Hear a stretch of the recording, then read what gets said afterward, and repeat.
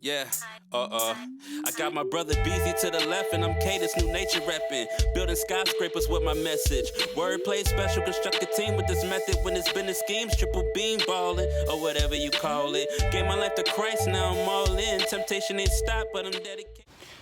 Good, great God morning, everybody, friends and family, all over the interwebs. It is another beautiful day in God's green earth.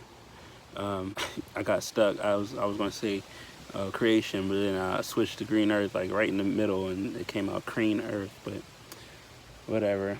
I just want to get on here with a quick message to everyone who is harvesting big dreams in their hearts and in their minds, and just express a little bit of what I learned in chasing my dreams. Like, there's one key thing that you have to be real with yourself about.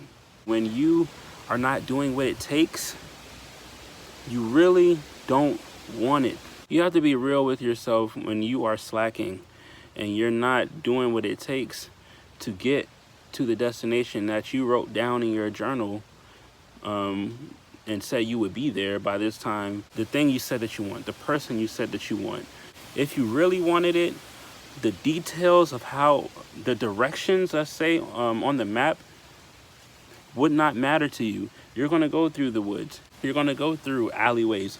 You're gonna go down one-way streets, and you're gonna go down the 405 or the 295, the highways that are way too busy for your liking, your taste. All of that stuff doesn't matter if that's the way, and it's leading to where you want to go. You will go that way.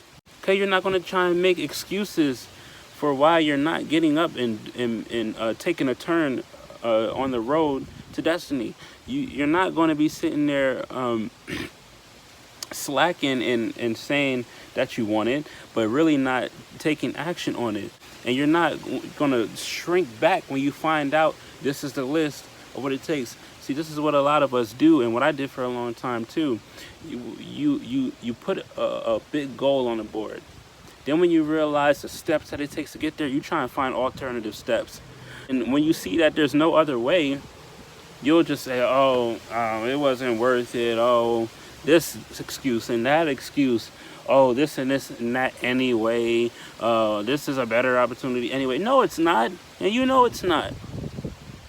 We got to be real with ourselves. Let me give you a few examples. I said to my sister, and I said to myself, I said to God, I want my niece and nephews to grow up responsible. I want them to take care of their houses when they get older. And, I want them to be clean individuals.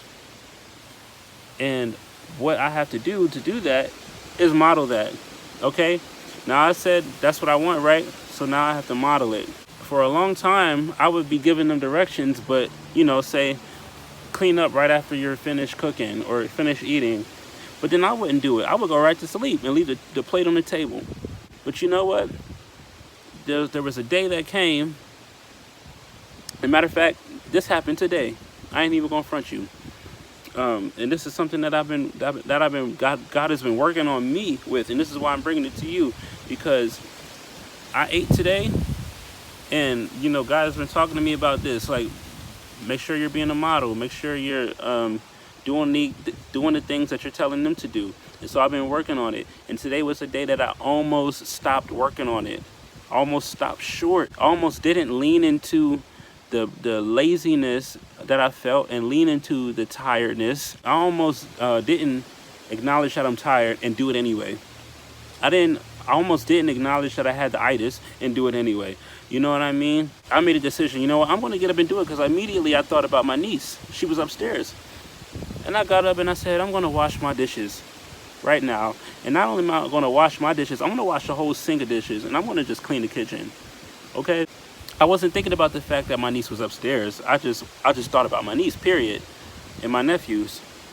I forgot she was even there. And so I got up and started doing my thing, cleaning.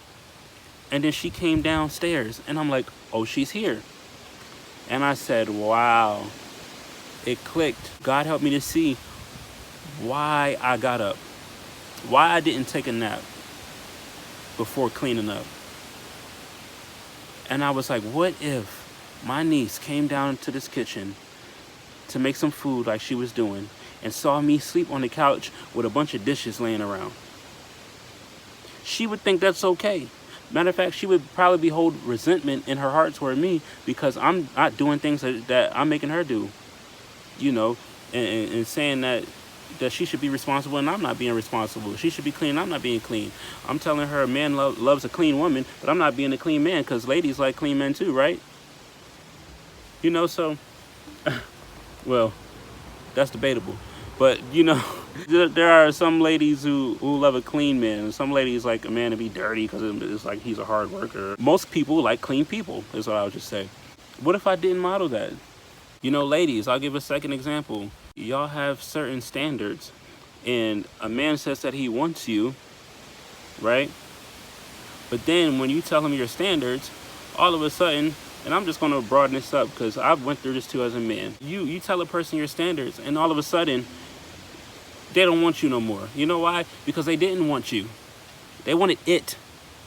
What's it? They wanted a relationship. They wanted cuddles, sex, food on demand. They wanted it. They didn't want you. They wanted it. Because if they really wanted you, then they would adjust to your standards, not someone else's standards, And so you got to realize that in relationship terms, that when you have these standards and people say that they want you, they got to prove it to you by following or adjusting to these standards, or having the same standards, I should say. You know what I mean? And that will help you see who wants you and who just wants it. Thank God for this message because it has truly been blessing me and helping me in my life, and helping me to mature as a man and as a believer of Jesus, a follower of Jesus, as an uncle, a brother, and a friend, and a leader, a businessman. I was saying that I wanted to make t-shirts, and I was saying I want people to buy these New Nature shirts. But God is like, okay, first of all, are you leaning into the new nature that I called you to? Are you making these decisions every day? Like, that decision to clean up and model what it's like to be a responsible adult and a clean human being, to take care of your house, the things that God has blessed you with. Are you modeling that? Are you becoming new? Because before you wouldn't have done that. And now that you know that this is the new person that I want you to be, are you doing that? And then secondly, are you sharing that with the world? Or are you just wearing a t-shirt? Matter of fact, are you even going to make the t-shirt? These are the things God is saying to me. Are you going to make new designs? Are you going to make that website? Are you even going to tell people about the t-shirt and encourage them to live their new nature? Yes, this is a shameless plug, but there's a big lesson in it. And so that is just another example that I went through, that God was just like, are you going to do it? Though you want it, are you going to do it? You want this, or do you want it? What's it? Money, recognition, because you can get money and recognition anywhere, doing anything. But if you want this, brother, you're going to have to get up and make this website. You're going to have to design these shirts yourself. Until you can get people on your team, you're going to have to market yourself. You're going to have to tell people and encourage people in their new nature. You're going to have to actually be a new creature in me. And you're going to have to do some legwork, brother, instead of sleeping. You're going to have to trade your sleep now for what you want later, and then you can sleep. It's all about, sometimes it's a sprint, but the sprint's within the marathon. So you got to be able to do both. Okay? When you're done sprinting, you got to keep walking and jogging until you reach that destination. There's sprints within the marathon, and you got to be able to do both. You can't just be about a sprint. You got to be about the marathon too. All right? I love y'all, and may love, laughter, and leisure follow you. Until the next one.